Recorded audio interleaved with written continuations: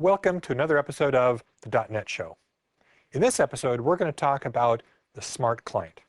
Now, the smart client means an awful lot of things to an awful lot of different people. You need to understand that the PC you're using actually has a lot of intelligence, memory, and storage that it's using. A true smart client application takes advantage of those capabilities to provide the user with a far better experience. But it also can reach back into the back-end servers that provide information to the users to really embed them into the applications they're using.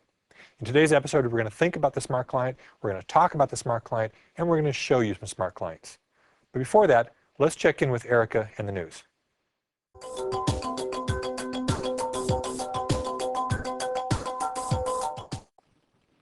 Hello, I'm Erica Wiechers. Welcome to the MSDN News Update.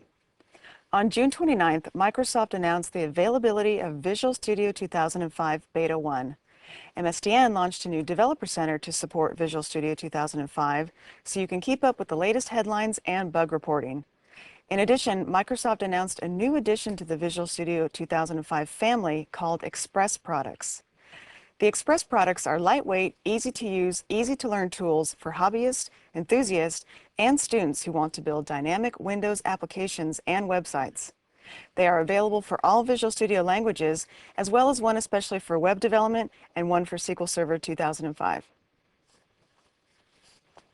Also on June 29th, Microsoft announced the MSDN Product Feedback Center, which is a public suggestion and bug database for Microsoft products, starting with Visual Studio 2005 and the .NET Framework 2.0 beta. Developers can track suggestions and bug reports online, get email notification of fixes, and interact directly with Microsoft product teams during product development.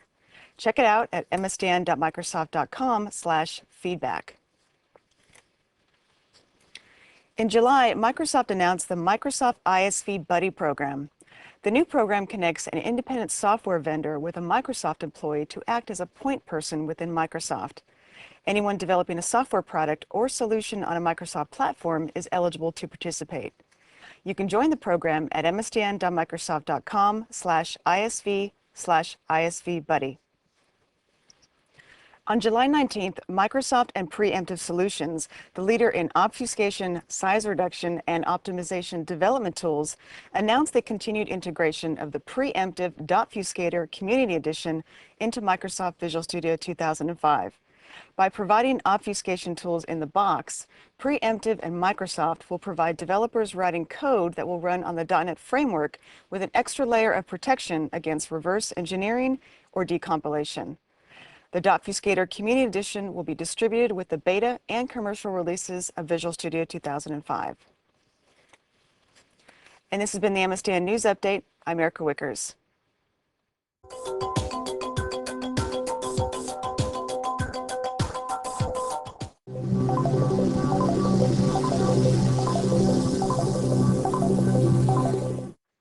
Welcome back. Like I said, today we're going to talk about the smart client. It's more of a concept than a real technology, and there's a lot of confusion sometimes of what about a smart client application might be. And so this time, rather than just two guests, I've got three guests to help discuss this topic. I've got Keith Yedlin, David Hill, and Katie Hallman. Maybe you kind of briefly introduce yourself and let us know exactly what you do in Microsoft and why the smart client is an important concept for you. Sure, my name's Keith Yedlin. I'm the product unit manager for the Windows Forms team. Smart Client is really important to me because that's really what our development tool is all about. It's enabling customers to go ahead and quickly, productively build Smart Client applications for themselves, the enterprise, consumers, whatever. My name is David Hill. I'm a solution architect with Microsoft Architecture Strategy. For the last 2 years, I've been working with customers and partners and helping them build smart client applications on the .NET platform. So my role is to help guide them through all of the various technologies that we have, help them best leverage those technologies, help them solve their real problems. Another aspect of my job is to work out where their pain points are, what their problems are, and help to influence Microsoft's future direction. I'm Katie Hallman. I'm a general manager in the Visual Studio division, and I'm responsible for application customization technologies and products, and that includes Visual Studio tools for Office, and then also providing the same types of technologies for other applications that want to also provide customization for their customers. We have about 300 some odd ISV partners that use VBA and VSA today to customize their products, and we're providing those kinds of technologies for them in the future on managed code. Now, of all these, I mean, like, Windows Forms, you're familiar with that already, and your stuff is kind of the architectural standpoint, thinking of. Right. But VSTO, or Visual Studio Tools for Office, is probably something that's new to a lot of our audience. Maybe just kind of briefly describe kind of what that is and how it fits into the notion of a smart client application. That's a very exciting topic, actually. We looked at what do people want to do with technology, what problems are they trying to solve, and how are they trying to solve those problems. And we talked to customers about what tools do they have at their disposal today, and what is the shortcomings that they'd like us to address. And one of the things they said is we want Office to be a first-class tool. We want first-class tools to customize Office so that we can address our real business problems quickly and easily and in a supported way by Microsoft. So we went off and we built some very first-class professional developer tools to allow developers to customize Office, to build those business solutions very quickly. And we wanted to address some of the problems that customers told us that they were having with Office today. They have tools like VBA, which is a great tool, and millions and millions of customers use VBA to customize Office, but it doesn't really scale for enterprise-type solutions. And IT shops don't generally use VBA as a developer tool for their 24/7 mission-critical applications. But yet that's exactly what developers wanted to be able to do. So Visual Studio Tools for Office is a product that is out in the market today, and we're working on version 2, which is the would-be version, that allows developers to use Office in those mission-critical types of business problems, and allow it to operate as a front end in distributed solutions, which Smart Client is really about distributed technologies. It's about loosely connected experiences. It's about occasionally connected users. And Office, think about particularly Outlook 11 or Outlook 2003, is almost the poster child for what a Smart Client application should be. You can be working in Outlook and it disconnects from the server. Yet the end user typing away, typing their email, sending their email, has no idea about what's going on behind the scenes. Outlook just takes care of it for the end user. So they don't have to be aware. They don't have to think about where their data is. They don't have to worry about when the data gets connected up to the server. They don't have to worry about when it gets distributed to the people who are receiving their emails. It just happens for them. And that's what Smart Client is about, is taking all the other kinds of business problems that we have and enabling them to do that same kind of a thing. So if somebody's working on an expense report on a plane, they can create their expense report, enter all their data, and then when they land and they connect up to the server, it just forwards that expense report to the person who's then going to approve it. It's about making the end user be totally productive all of the time. Right. But it also sounds like it's not just being a Windows application I wrote in C++. It's not just Right. an application I'm running on top of the platform. You're saying it's a connected application. It's a connected, occasionally connected application. Offline is very important. Connecting up to a server where your data resides is also very important. And the technologies that Keith will talk about and David will talk about allow you to do that. In Smart Client is all about those things, many of those things. But Office specifically is a great way for developers to get those features in Office and very quickly to their customers. So Excel can be customized, and it's got all of the rich features of Excel, and solves a specific business problem, like an expense report. I know in the past, the Office people and stuff have been talking about, Office as a smart client. And for myself, if I think about that, using, their scripting environment, stuff like that, as a programmer, I don't quite call scripting a first-class citizen. Right. And so I don't think of Right. using VBA as being a smart client. Sure, I might be able to do some interesting things in Word. I'm able to have some pagination automatically happening and junk like that. But now with VSTO, I can actually write code then as That's an right. application that's running inside of That's Word right. or Excel. Yes, you can put VB.NET code, you can put C# code behind a Word document, behind an Excel document, and other applications in the future. And it is the very standard languages that are used in IT shops now also available to departmental developers, and anybody who wants to provide a solution on top of Office can do that. Now, I know one of the things I see a lot of people trying to do coding for is within the Outlook concept application. And VSTO today doesn't work with Outlook. VSTO does not provide any additional capabilities for Outlook. You can customize Outlook. Outlook has public APIs that allow you to customize it. VSTO does not currently support Outlook. Right. That's There are correct. several ISVs, though, that already have managed models which sit on top of Outlook.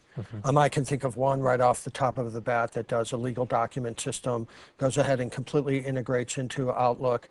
So certainly the capabilities are there. But certainly when you think of the kind of integration that happens, it has a tendency to be topical. Whereas the integration I think that Katie's really talking about is really, it's a deeper level of integration, much deeper than we've ever really provided to customers in the past. And that depth within an existing application, like one of the Office Suite applications, is something that I would expect to be rather difficult to design into it, because when they wrote Office and various products, they weren't thinking about turning them into programmable application tools. Right. It's really interesting when we think about what do ISVs want to do with their applications. Many of their applications are COM-based applications. Office is a COM-based application. And it wasn't thought about at the time we were designing Office to be a platform. It wasn't designed to be a platform. It was designed to be an application. So it was rather tricky to build tools that help developers treat it like a platform so that they can build solutions on top of it. But we have done that. And we allow developers to do some very sophisticated things with Office that they couldn't do previously. Like participate in a multi-tiered distributed application. So you've got data on a server. We allow people to get data from the central data sources and interact it in a complex data binding, two-way data binding way with Excel on a client. What we also did was provide schema-based programming models so that developers can write their applications the way they think about their business. So a schema would be, an example would be, I'm writing a client application and I want to have an event that talks about a cell in an Excel workbook being changed. Today, they would, with the old way that they would have to do it, they could do it, but it was very, very hard. They actually had to identify the cell, and they would have cryptic references to the cell like C3, which makes it very brittle. So if a data element moved to a different cell, it would break. We do all the handling of all the mapping behind the scenes for the developer, and all they have to worry about is where is the customer ID. And then when customer ID event changes, we notice that there's a change event happening, and then we can handle it with the code behind the scenes. So the developer, they just have to know about their entity, the way they think about their business, and write their code for those entities and those events.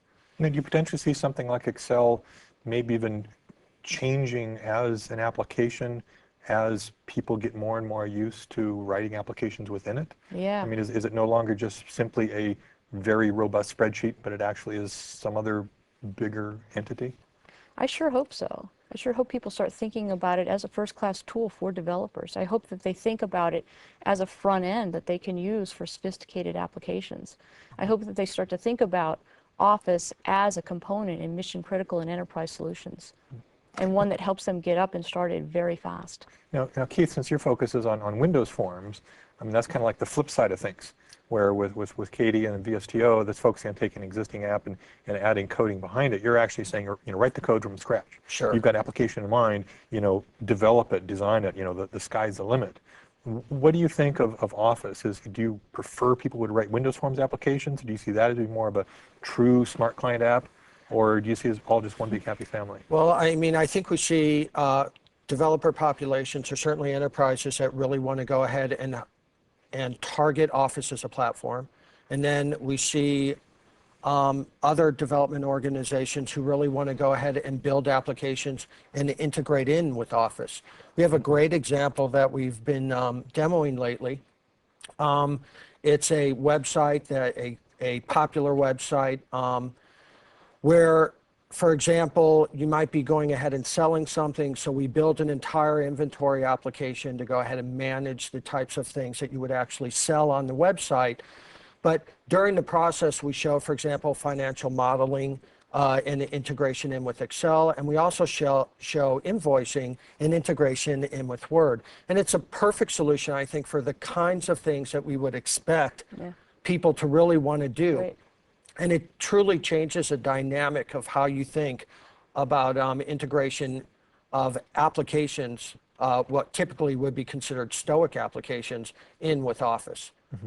It's really revolutionary, and I think adds a level of productivity that just would not have been there in the past.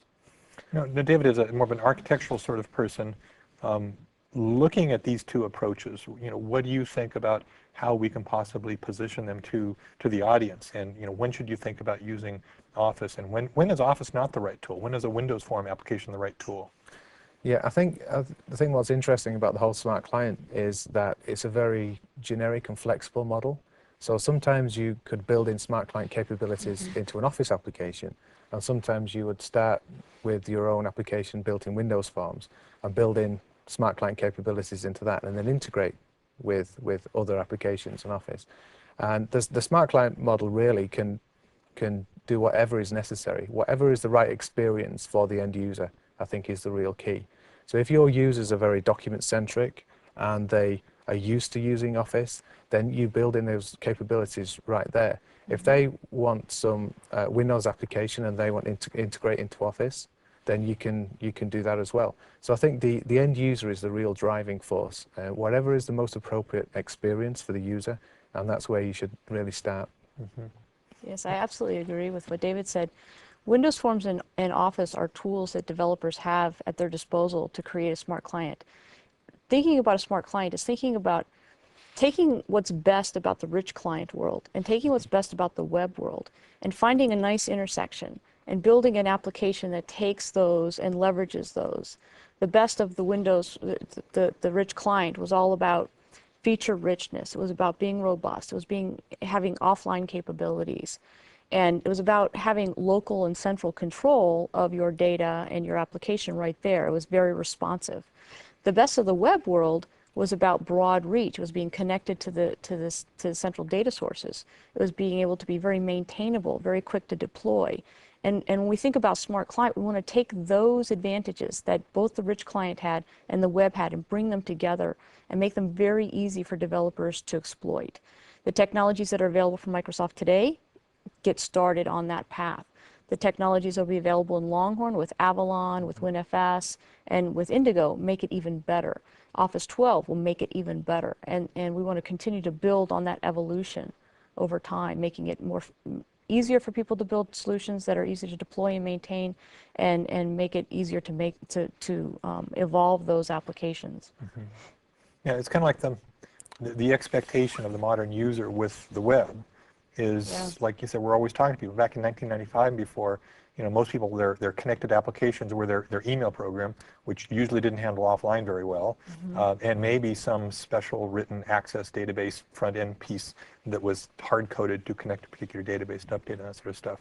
And the web, suddenly now, they're interconnecting between all these applications. So what we're talking about now is an application that is kind of going back to the past, taking that rich app running on the system that's written in Win32 or whatever, but making it utilize the features we've grown expected of with the web. Right. Why should we be thinking about a smart client rather than simply using the web then? Well, sometimes you're not connected. That's one thing. Is that like the only reason? Is disconnected the main thing? I don't think it's the only reason. It's not the only reason. Certainly responsiveness is another reason. Right. For example, there are many situations where real-time data is an absolute requirement, and a web solution in this particular case just isn't the right solution. I don't think anyone here would suggest for a moment that a web application doesn't have its place. It certainly does. But I think in some respects, the pendulum very much had swung too far. People trying to go ahead and implement or flex a web model to go ahead and try and accomplish things that, frankly, it just wasn't meant to go ahead and accomplish. Smart client is really about going ahead and leveraging, as Katie said, the best elements of both technologies, trying to blend them into an experience that really makes the end user most productive. Yeah, I think there's some advantages to the web, centralized deployment, centralized management, but there are also serious disadvantages too. And being offline, no connection, just no application access at all is one of the big things. And there's the responsiveness, and there's also a lack of flexibility. I mean, decomposing an application into pages is a very unnatural thing to do for some applications. Absolutely. And so you have to make compromises on the logic and the data that you have on the client. Your caching ability goes down. The state management is very restrictive. And so it's kind of a square peg and a round hole. You know, people try to build applications which are really not suitable for the web. The web wasn't really designed to support complex line of business applications. And so because they try to do it with inappropriate technology, of course, the complexity goes up, the development time goes up, the robustness goes down. So I think with a smart client, it's really trying to use the right tools for the right job. Right. The web certainly does have, still has a lot of advantages for certain types of applications, but for some applications, smart client technologies are the better way to go. Yeah, one of the things that we've really been focusing is on trying to go ahead and provide an experience, especially in Windows Forms today, where you can leverage both the best of both worlds. For example, we know content presentation is really where the browser shines. Right. And so we provide an integrated browser control to go ahead and basically provide a blended experience so that you can really leverage the advantage of that while also going ahead and leveraging all of the smart client related controls that we provide to do heavy data manipulation, real-time data, you know, online, offline connected scenarios. Well, you know, one of the points that you didn't raise up yet on the benefits of smart client applications, one of my personal favorites, is that a smart client application has far better connectivity to additional resources and information you might have in your PC. I mean, like, Right. I don't know, you know, how many different places I've got a contact list, whether it's stored on Amazon or MSN or Hotmail or whatever, and I'm constantly duplicating things back and forth when all that information is sitting in Outlook or sitting in my Windows address book. And I'd love to be able to have an application, but the web can't interact across application boundaries. Some of the capabilities we talk about are, for a smart client, as leveraging all of the resources on the client. And of course, we have a lot of really cool hardware that really isn't being used a lot of the time. So we have the graphics cards, the memory and the disk and all that kind of stuff. But a really exciting resource that we have on the client is all that extra software. We have Office, we have data, we have context. The client has a lot of really cool stuff that we can make use of and make the application really shine, really help the user do what they're trying to do. One of the things that I like about the Office as a participant in the smart client is, as you guys touched on, people already have it. People already have Office. They know how to use Office. They like Office. What they don't like is being able to update and deploy their applications in a reliable way. So, for example, one of the things we heard from our customers was, I have a spreadsheet, I've written some code behind that spreadsheet, and then I've sent it to my friends, and my friends have sent it to their friends, and I discover a bug. Uh-oh. I have no idea where that spreadsheet went. With Visual Studio Tools for Office, what we do is we store a manifest in the document, not the code. And there's reasons for this. One is because it makes it easier to maintain, and other is for security reasons. We've heard from customers security is very important, so we no longer store the code in the document. We store a manifest, which is a pointer to the code, which lives on a server. So the first time you access that application, it downloads the code onto your client, so now you can run it offline. Next time you're connected, it'll go to the server. It'll say, is there an update? If there is, it brings that code down to your client. You can continue to run with refreshed, most current version. If there's not, it doesn't do anything. It just continues to work using your client resources. So that way, our IT departments that we sell to are able to make their updates immediately deployable through click once. No extra work on the developer's part, and no extra work on the end user's part. They just always have the most current version and don't have to worry about where they got it from or where they sent it to. Yeah, ClickOnce was a really important technology for us to really address the cost of deploying applications and the complexity behind packaging and deploying applications. We've heard loud and clear from customers that one of the key reasons that so many people have been moving to web applications is the sheer cost of deployment and management. And so, especially in Visual Studio 2005, we've gone to great extents to address the cost issues with this ClickOnce technology, and we think it's going to be a real winner. I mean, I think that's one of the biggest things we learned from the web, is that making it as frictionless as possible to get to the application helps things out. I mean, in the past you'd have these setup programs that go on and on and on forever and ever and ever with all these little things going on, where the web was just there. Right. Yeah. And I think that's really kind of exciting. I think one of the biggest problems I'm seeing is just balancing that ease of deployment and security. We would love to simply, go to a URL and have that application come down. But yet on the other hand, if that application is truly accessing my hard drive, I need to be a participant in that process there somehow. Sure. And so we provide that experience as part of Click Once, but we also provide an experience whereas if you want to run in partial trust mode, in actuality you can. In the tool, we actually go ahead and provide a mechanism for you. There's something called a permissions calculator. You can actually calculate at what permission, the lowest level permission required for your application to work. And we also enable a mechanism to actually debug in that zone. So for example, your application may require disk access, but there may be other trust levels that it does not need. You can go ahead and set the trust mode. You can deploy the application and then debug in the trust mode and test in the trust mode to make sure that the experience is going to be what you expect. But doesn't all that kind of raise the bar of expectation upon the developer on what they need to think? I mean, already developers are constantly developing in administrator mode just because they think they have to for whatever reason.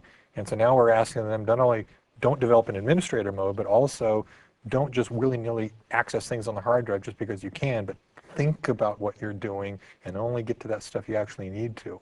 Isn't that an important concept? It is. I think developers really need to think about what they're trying to do. A lot of developers I spoke to have never actually developed a rich client before. They've always developed on the web. And so having access to all of those resources is kind of, it's kind of eye-popping for them sometimes.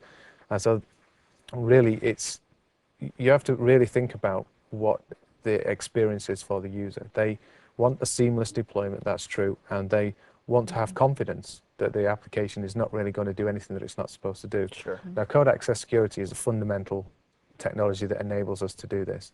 And in many ways, it acts like the sandbox that the browser provides, Right. but it's a lot more flexible, a lot more powerful.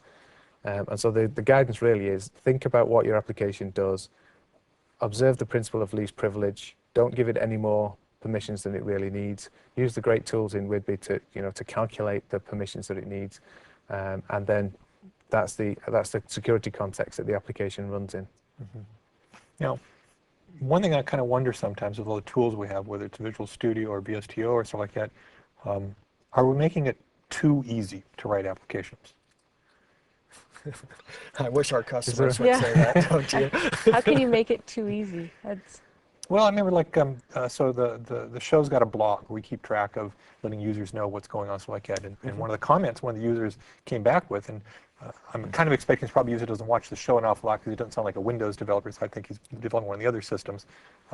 He said that, when I'm looking at application solutions developed by Windows developers, invariably they're full of bugs, they kind of do all sorts of weird stuff, where if I'm looking at solutions developed by this XYZ platform developers, they don't have anywhere near as many bugs in it. The concept I have is that if you're making development really easy for people, sometimes they get a little haphazard in what they're doing. They don't really think through the process. The idea of having developers, like I said, developing code as an administrator, they forget. Not everyone runs as an administrator, and so when I try installing an application that's run as administrator, I run into a problem, and it's because that developer didn't really think about what they needed to do in order to write this smart client application. Right. So is there something we can do to help developers write smarter smart client apps? Testing the security out, making sure we're not doing things we shouldn't be doing, thinking about the end user, making it a really great click once installation experience. Mm-hmm. Yeah, I think we've started to address some of those issues with the .NET framework. For instance, if a developer writes an application and makes it deployable through no touch, the default security context is very restrictive, and they really can't do very much. They can run the application on the client, but they don't have access to any of the resources, and they don't have access to any other web services apart from the originating server. And so, we as a platform, we can build in those kind of safeguards. We can build in the infrastructure that by default lets them to succeed, and rather than giving them so much power that they really don't know what to do with it. It's really a case of making the defaults correct, making the infrastructure correct, so that they basically fall into a successful situation rather than the other way around. And I think Microsoft has continue to increase the amount of prescriptive guidance that we've given people. I think one of the big issues is that there are incredible numerous ways to go ahead and accomplish exactly the same thing. And so I think often developers have questions about what is the right strategy, what is the right technology, what tools is it that I should be using. And I think over time we've gotten more prescriptive, and you'll see us get even more prescriptive as time goes on. It's not that developers don't want power and choice. There certainly is a developer segment that does. But there is another developer segment which really wants more prescription.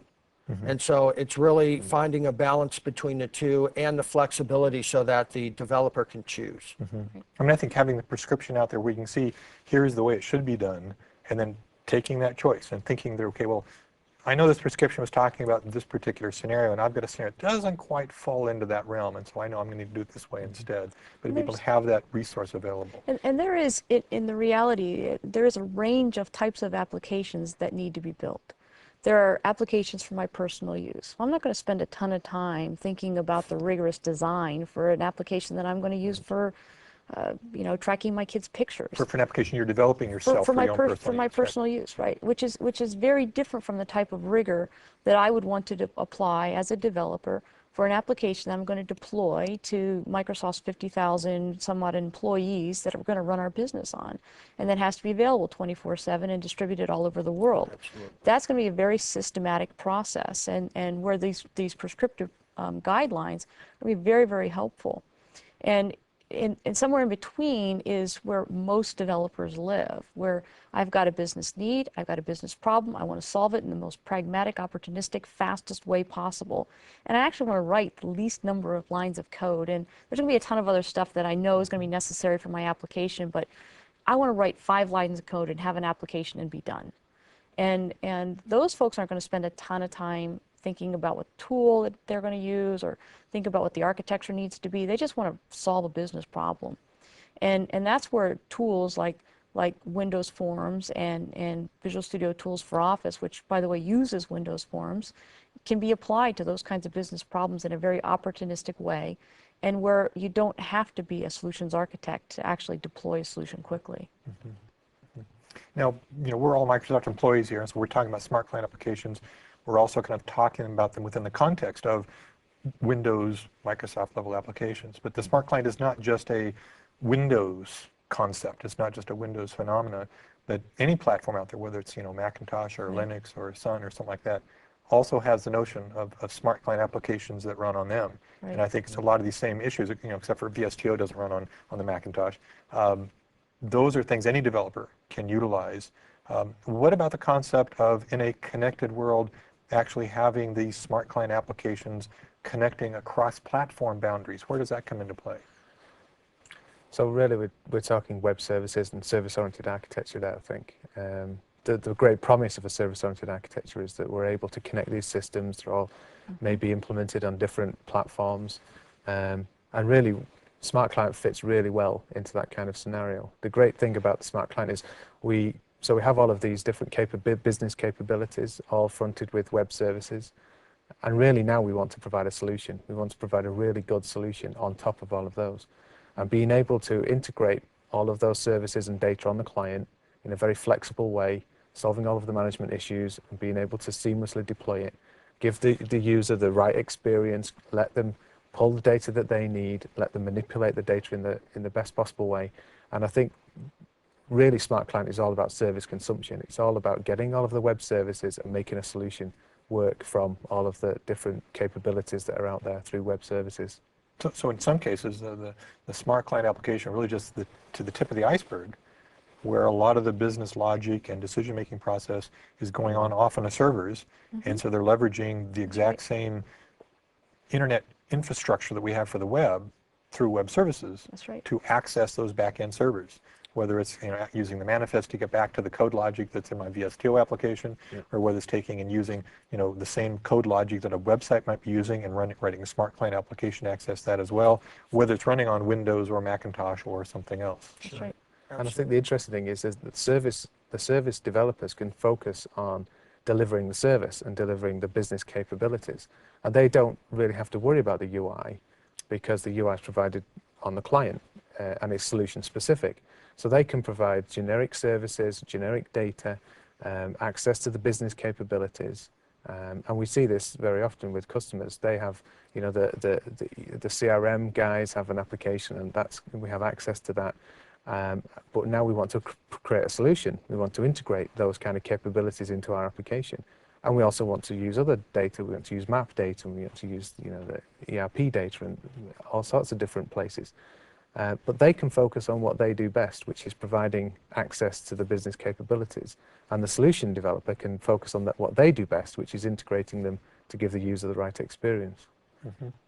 Now, if people in my audience who might today be writing web-based applications, if they're realizing that maybe there's some way that they could actually take a benefit of a smart client application in their organization, where's the best place to go for resource and understanding how to properly write a smart client application? Well, it's really great on MSDN. They've just announced the Smart Client Dev Center. And so I think it's one of the best places to go ahead and go and learn what is a smart client, what resources, developer resources do I have in building smart clients. I think there's a VSTO section in the Dev Center. There's also a Windows Forms section. There's also a number of pointers to our PAG guidance and prescriptive guidance. There's also windowsforms.net. They can certainly go there and find other information about smart client technologies and all the new technology that we're getting ready to deliver in Windows Forms 2.0, which is part of Visual Studio 2005. There's some great resources that exist already, and I think over time it's just going to become more and more robust. The amount of information, I think, is going to be really good. Make it easier for developers to go ahead and navigate through some of the issues that they're going to face in building smart client applications. Yeah, Keith mentioned the MSDN Smart Client Developer Center, and that's a really great resource, and there's lots of links from there to all sorts of other resources. The two I would like to point out is the Patterns and Practices guys produce what they call application blocks, and those are pieces of code, reusable code, documentation, samples, and guidance. And they have quite a few of them which are really relevant to smart client development. And you can really get a lot of benefit from them in terms of speed of development. So they have one on providing offline capabilities, one on providing caching capabilities, one on providing a very robust and flexible deployment and update service. So that's one thing. The other thing that they've recently published is a smart client architecture guide. Yes. And that goes through a lot of the architectural and design issues, but also a lot of the description of what a smart client is, what smart clients are used for, how to choose between a smart and a thin client application. So I think that's worth checking out because that's a really good resource for a lot of technical details. Again, I'll take it like when the show is playing, they can look at the transcript and see which links in the bottom. I'll take and grab links from you guys to make sure I put at the bottom of the transcript so they have direct links to all these locations. Great. And Katie, for VSTO, where do you think the best place for actually getting information on how to develop a great VSTO application might be? Well, as Keith mentioned, we're very prominent on the Smart Client Developer Center. And then there's also the Office Developer Center, which is a second place that you'll find links to the Visual Studio tools for Office information. And that also has other descriptions of other technologies that you can use in developing Office applications, whether they're Smart Client or Rich Client technologies. Okay. Are there any final words you want to take and relate to our audience to help them understand what your concepts are and what you want people to think about in developing a smart client app? For those people who have headed down a browser application experience, one of the things we really hadn't talked about is the fact that with Click Once, one of the deployment areas is actually off of a link. So for example, off of your browser application, if there's specific functionality that you believe a end user would benefit from a smart client element, that they can actually go to the link, click on it, and actually deploy the application directly from their web application experience. There's absolutely no reason that people shouldn't be thinking about how to go ahead and integrate those experiences together to really make the end user most productive in what they're trying to go ahead and accomplish. Okay. Yeah, I think if you're faced with writing an application or doing a major update to an existing application, I think the key thing is to think about Smart Client, think about the facilities that the .NET framework provides. and to make the right choice depending on what your application is trying to do. So sometimes a web will be the most appropriate, but very often Smart Client will just give you the better development experience and the better end user experience. So I think it's really key to really think about, to understand what Smart Clients can achieve and to map the right technology to your problem. Yeah, absolutely.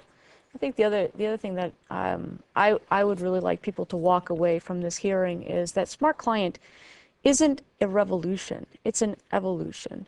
We don't want people to run out and rewrite all their applications. We would like for them to think about how to add capabilities to their applications, either new ones or add these capabilities to existing applications to provide the kinds of capabilities that we've heard from customers that end users want. And that it is an evolution of taking the best of the rich client and taking the best of the web and bringing them onto the desktop and making use of those resources that they have already. I mean, I suppose from an evolutionary standpoint, it's all about us, whether us as Microsoft or us as the developers in the audience, trying to provide their users with the best experience possible. Yeah, That's right. And if that's a Smart Client application, then understand that from the user's concept and what they're needing from there. That's right. Sure. I think Smart Client is putting the power back into the user. You know, for too long, I think they've had to work with applications with low responsiveness and very clunky interfaces, and now they deserve, you know, real applications that are very responsive and work the way that they want to work. And I think that we've really heard customers. We've addressed the issues related to cost and complexity of deploying Smart Client applications. We've really leveled the playing field between the technologies. And so now it's really the time is ripe to go ahead and exploit the technology that really makes the most sense. Okay. Well, thanks for joining us. I hope our audience got some good information from you guys about what Smart Clients are and how VSTO or Windows Forms or understanding the architecture of their application can really allow them to write a better application for their users. Sure, you're more than welcome. Thank you. So hopefully with this little teeny bit of insight of what a Smart Client application is, you now are empowered to think about the solutions you're developing for your users and understand what the right development process is. Take the time to develop an application that addresses your users' needs the most. Now, after this short break, we're going to come back and actually take a look at some code of what a Smart Client is and how it can actually assist you in your development processes.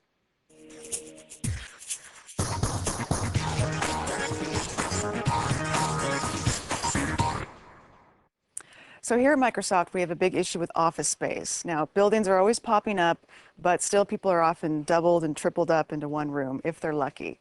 So this next video that you're going to see was done by some internal people at Microsoft as a way to voice their frustrations about office space.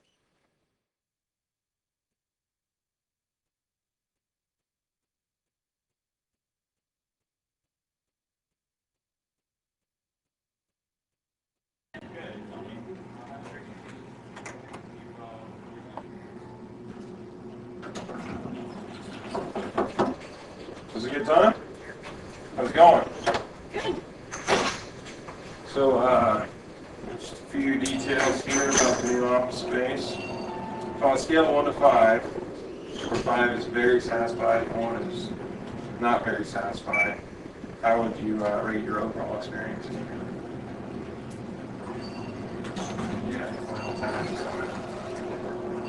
Hey, how's it going?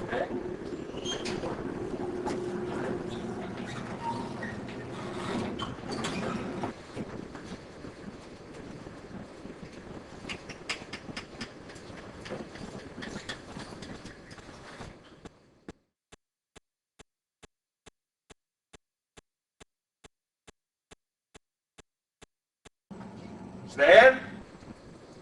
Stan? Stan?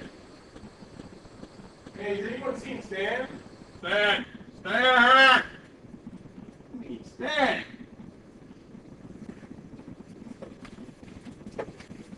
Stan! I'm over here! Stan! Down here! There you are. Been looking for you for 10 minutes. What's happening? Damn, you got yourself a window office. Oh, yeah. So nice. I thought that you You found that conference room. I thought you reserved that conference room. Oh, well, nobody had taken this spot, so I just decided to park it. Pretty cool. Look at the big brain on Stan. Well, let me know if you need anything. Good to see you. See you, Stan.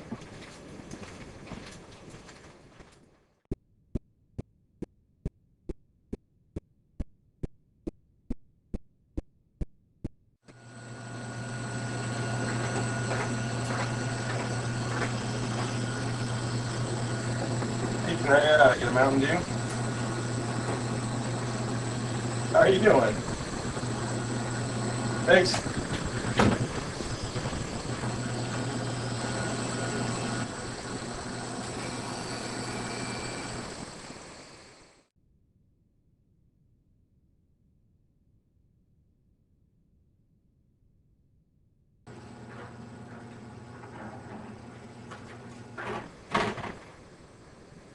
Thanks, guys.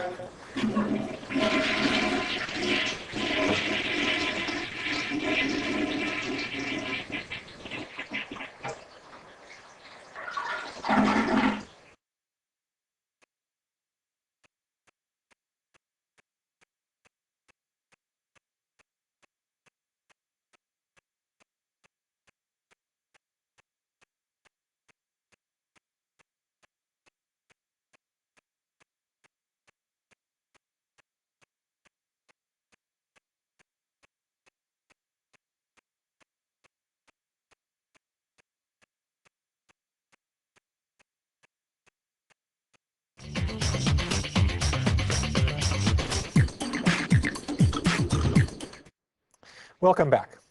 Now we're going to take a look at smart client applications from the programmer side of things. We listened about what smart client applications were, why you might want to write it, what sort of applications they're suitable for in your environment. But actually seeing code on screen and seeing the capabilities that a smart client application has, I think has a little bit more beneficial value to you, the audience. So joining me today to talk about smart client applications, I have Mark Boulter and Reza Chitzes. Hi, thanks for joining me. So now, Mark, you're in the Windows Forms arena. Yes, that's right. And so you've got some Windows Forms application you want to show us. And Reza, you're going to be showing us what sort of demos? So I'm going to be showing you one demo. It's going to be a mortgage calculator demo. And it's going to be taking an existing spreadsheet and customizing it using .NET and the features around that. Mm-hmm. And that's, I assume you're using VSTO then for that? Exactly. It's going to be using Visual Studio Tools for Office 2005. Okay. Now, in the first half of the segment, we talked about smart client applications and why people need to think about them. What are some of your impressions on why people need smart client applications? Well, I mean, there are a whole range of reasons for having smart client applications. I mean, one of the kind of obvious ones is if you have an application where you need to take that application offline. So, you know, I use a laptop all the time. I do my email in Outlook. Outlook is a great smart client application. The latest version of Outlook, I don't really know whether I'm connected to the network or not. I read my email, I respond to my email, and at some point when the network's there, Outlook syncs up in the background, and I'm kind of unaware of when the network comes in and when it goes away. And for me, that's a really good example of where a smart client application makes a big difference. I don't have to be connected, and in fact, I don't really care whether I'm connected or not at this point in time, as long as at some point in the future I am connected again. Responsiveness is another area where smart client applications really come into their own. You know, if I've got a call center application or something like that where I really need to power through the screen and have the application be really responsive and filter data on the fly and that kind of thing, you know, web applications just really don't cut it for that. Their keyboard handling isn't that great, frankly.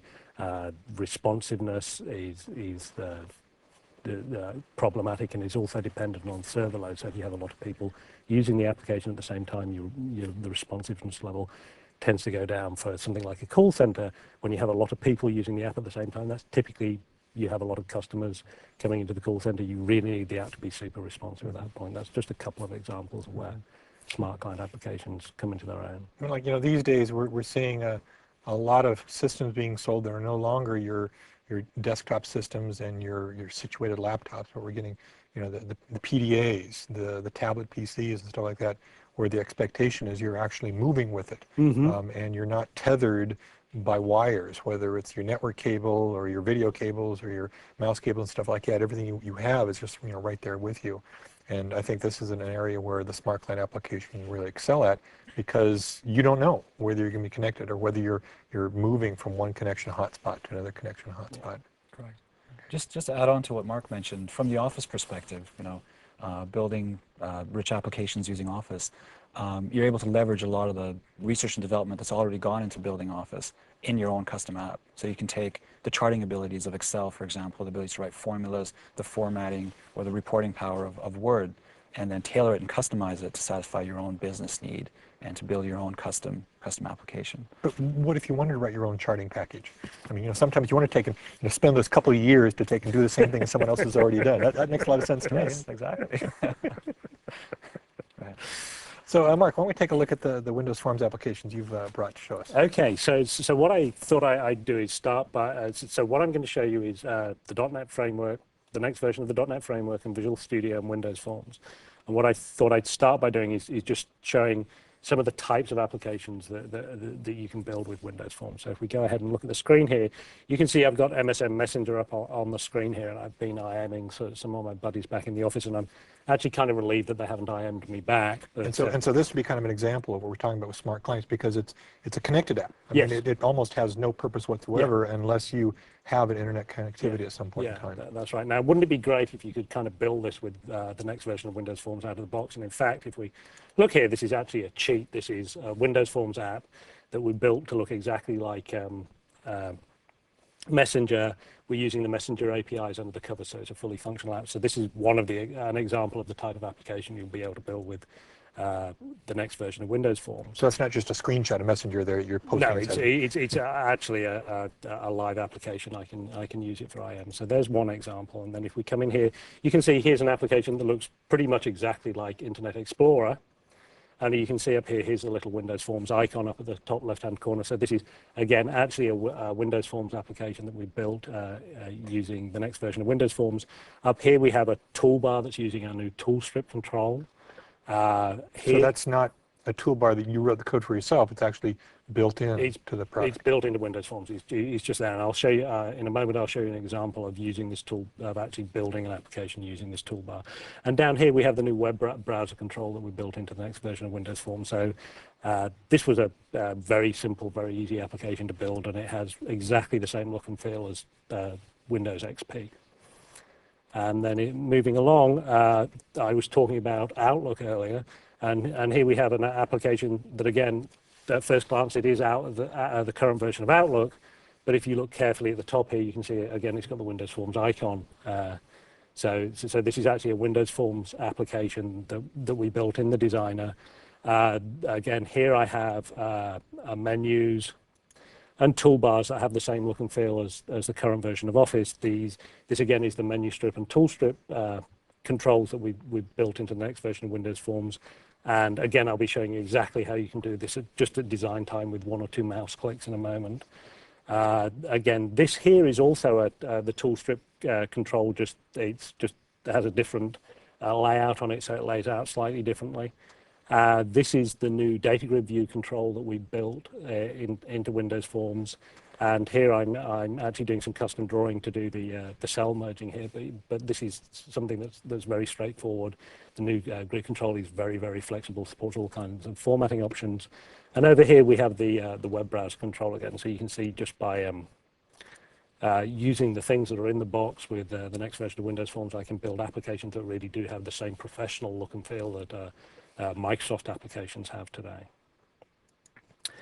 And then just another couple of examples. This is another example of Windows Forms app. This one looks more like money. And really, our goal here was not to replace all of the Microsoft product line with Windows Forms, but just to show that the kinds of things that we do in our professional applications, you will be able to do with the next version of Windows Forms as well.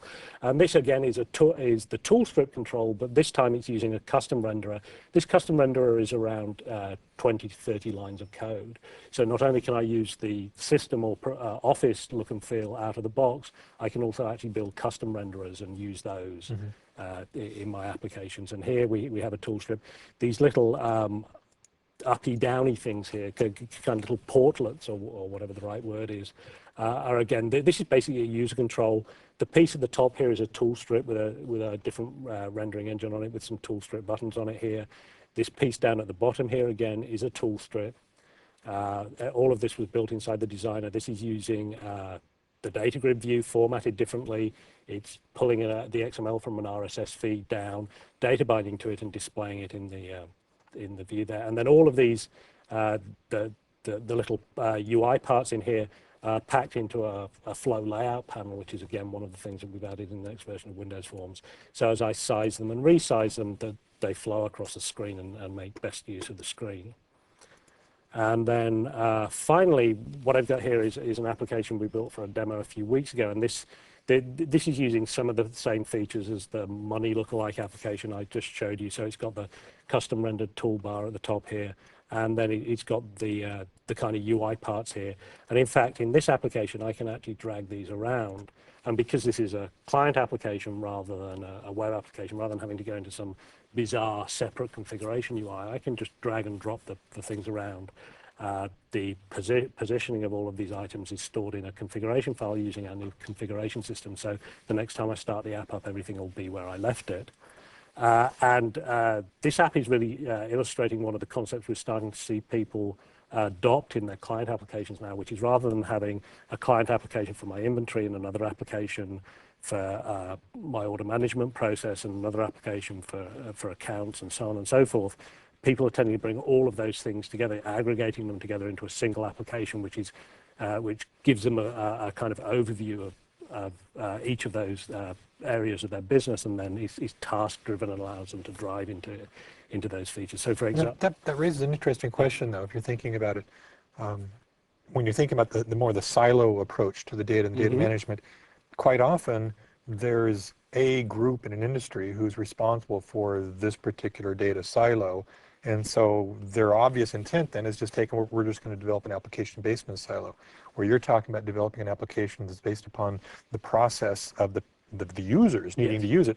And those users rarely have a development team working for them. Yeah. They don't, and so how does this work in properly? How can a company that needs to focus on the process and integrating with several different data silos develop applications that are smart client applications that have this great user functionality? Well, so one of the things we've done in this application is to start aggregating those various application services via web services. So for example, not in this particular piece of the demo, but there's another piece of this application that uses the web services that are exposed by eBay. So I can use one web service to talk to my inventory subsystem, pull information out of that inventory subsystem, and then actually use eBay's web services to take my excess inventory and use eBay to sell it. So I think kind of the aggregation point for that is really web services and being able to expose that information through web services.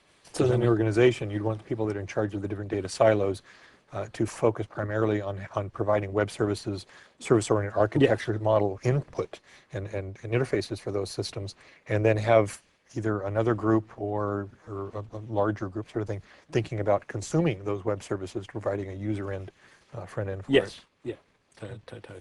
And again, this application is just using standard out-of-the-box components that are in Windows Forms. This kind of header across each of these UI parts is again a tool strip with a different custom look and feel, and we've got the little tool strip buttons here. We're using the web browser control here to render some HTML and so on and so forth. And this link actually invokes an Excel spreadsheet which is using VSTO to integrate Windows Forms and Excel together, and that's the kind of thing that Razor's going to show in his demo in a minute, so I won't steal his thunder. Razor's doing a big sigh of relief. Don't go there. And then the final thing I wanted to show, which is really, it's not so much of a concept, is just here's an example of one of the things we've done in Windows Forms, and then I'll drill into the design time experience. This is a new data grid view control that we've been working on, and I always like to show this because it's one of the things that I worked on, and I'm pretty pleased with where we are. There's also another couple of guys who work very hard on it as well, so it isn't just me. But not as hard as you on it. Yeah. No, obviously. There'll be a lynching party back at the office waiting for me. So I just wanted to quickly go through this and show some of the features. So you can see this for a start. This is picking up XP visual styles, which is one of the kind of themes we had for all of the control work that we've done in the next version of Windows Forms, is just to make everything work really well on Windows XP. So you can do alternating row styles. You can do different column header styles. You can do different row header styles. You can create column styles and change the position of columns. You can create individual cell styles here, and you can see we've also got tooltips on the cells that aren't big enough, are too small to display all of their content. We can auto size headers and rows and columns. We have a full row selection mode. We have a column header selection mode, so you can select by column headers. You can select by columns. We have hot cells here, so this is using, each cell has its own cell style, and so I can switch cell styles in and out to do this kind of thing. We have row freezing, so here if you look, the top few rows don't change position as I scroll because I've frozen those. We can put a dividing edge in there, which makes it easier to see where the frozen point is. We have column freezing. We have context menus both on the cells and on the headers. We can take off the row headers, we can take off the column headers, we can have different looks and feels. So here's some examples of some quite bizarre looks and feels, but I'm not a UI designer, so it's probably a good job. And you can see we've got visual styles enabled there. Vertical borders only, horizontal borders. So you can see this is a really very flexible control. What we did was we went out and talked to customers and listened to the things that the current grid didn't do for them, and really came back to the office and thought and rethought our grid strategy from the ground up, and this is a result of it. You can sort on particular columns, and you can actually have heterogeneous columns. If I just make this a little bigger, you can see I've got text column here with a combo box cell at the bottom of it and a checkbox here. So you can actually mix and match at the cell level if you want to do so. And then, of course, the final thing is it scales. So this particular grid view has 2 million cells in it, and we have a virtual mode that makes doing this very memory efficient and very performant. You can see we're just scrolling like a scrolly thing at this point. So that's kind of a taste of some of the types of applications you can build and the capabilities of the data grid view. What I thought I'd do now is actually go and build a little application, and I've got my VB application here. And so the first thing I want to do is just drop a menu on here. And you can see out of the box here, I've actually got my my office look and feel menu, and rather than having to type in all the standard menu items, I can come into this smart tag here, and this is a standard feature across all of our controls. What we've done is we put the common properties that you want to edit for the control actually onto the control design surface, and I can say insert standard menu items here, and hey presto, I have the standard set of menu items.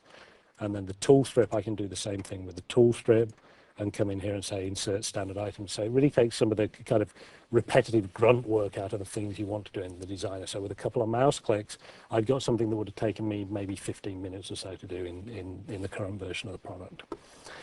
So there we are. So I've got my form with my menus and my toolbars on it, and now what I want to do is actually display some data. So what I'm going to do is pick up a data grid view and drop it on here, and you can see immediately there's a change here. I get the data grid view, and then I get this smart tag that allows me to go and set the common sets of properties.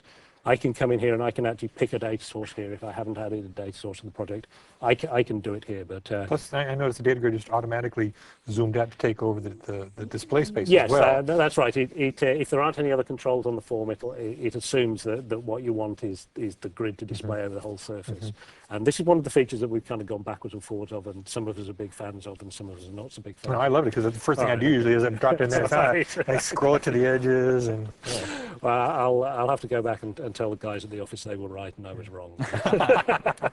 So I'm actually not going to do it. The other thing we've added is this data source window, and again, when Razor shows his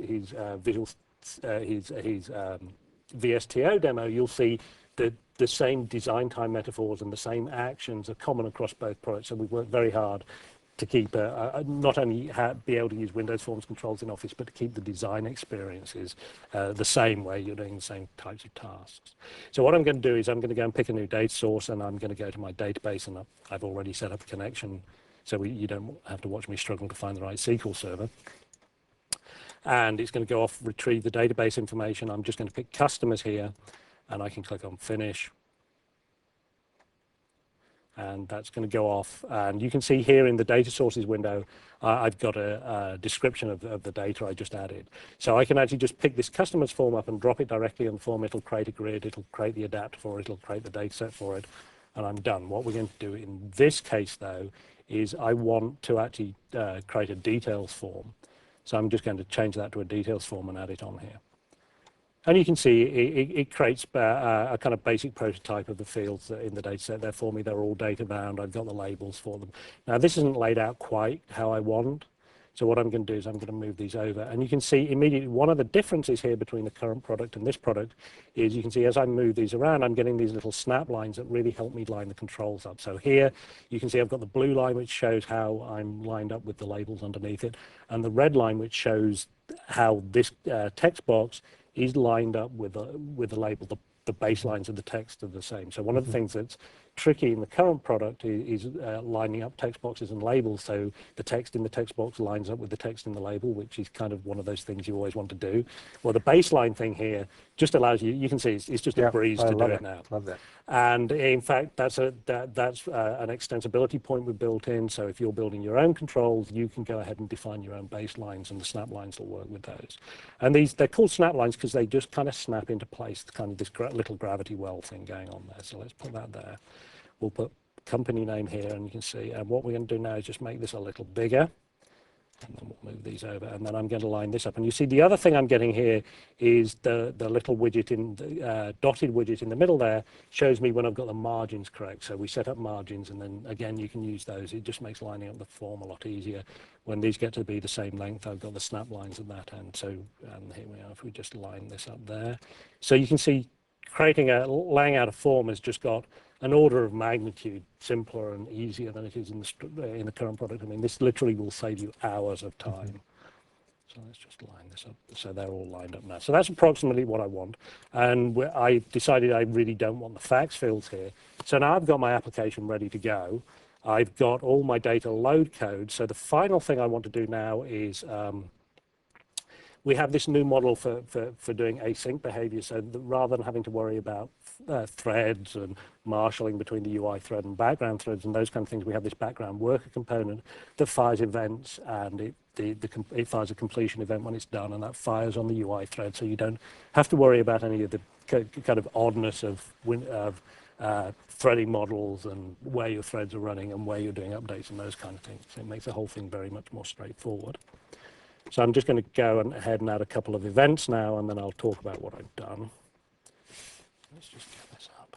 Oh, and you can see even in VB now I have the events tab over here. So rather than, I can either use the drop-downs in VB like I would have done previously, or if I'm somebody who likes to work in the property browser, I can just use the event tab in the property browser. So what happens with the background worker is it has a couple of events. It has this do work event, and the do work event actually runs on a background thread. So my long running work I put on in the do work event, and then we have this completed event that gets fired when the task completes, and this fires on the UI thread. So once I'm in the completed event, I know I can go and interact with my UI, and I can update my UI without having to worry about doing control.invoke and that kind of thing. So we're just going to pull this piece of code over here. So what I'm going to do, sorry, I put that in the wrong place. So what I'm going to do on the background thread is go ahead and load my data from my database, because that's something that's going to take a while, and I don't want the UI to be blocked while I'm doing that. So we say dmds as north wind data, and I can't spell data set. That should be new, of course. And then I'm just going to load my data into that. Now, what happens is in the do work, the arguments to that, I have an event args that gives me an argument that I can pass from the foreground thread. And also I have the result. So what I'm going to do is I'm going to say the result is that data set that I've just loaded. And then what I can do once it's completed on the UI thread, I can come in here and I can say, well, the customer's data connector, which is this kind of intermediate object that I use as a generic data source, and then I plug new data sources into, I can say its data source is e.result, which is the data set I've just got back. So now, finally, what I can do is I can come in here and I can say me.background worker1.run worker async.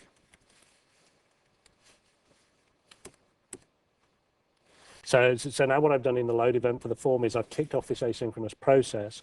That causes the do work event to run on the background thread. When it's finished, it causes the run worker completed event to be fired, and I update my UI in there. So if it's going to take me 30 seconds to load the data from the database because I'm on a slow network connection, my application's still going to show up correctly. It's still going to be responsive and so on and so forth. So it makes it much easier to build applications that not only look professional, but behave professionally as well. So we'll just hit F5 and run this. And there we are. You can see I've got my office-looking fill menu up here. I've got my standard menu. I've got this data navigator menu that allows me to navigate through the items. And of course, I can drag and drop these around and order them how I want to as a user. Again, this can be saved to a configuration file and so on and so forth. So of course, the final thing I want to do with this application, now that I've built it, is deploy it. And so rather than having to put it on a CD and give it out to people, I can just say publish. And what I'm going to do now is I'm going to publish this app up to a web server.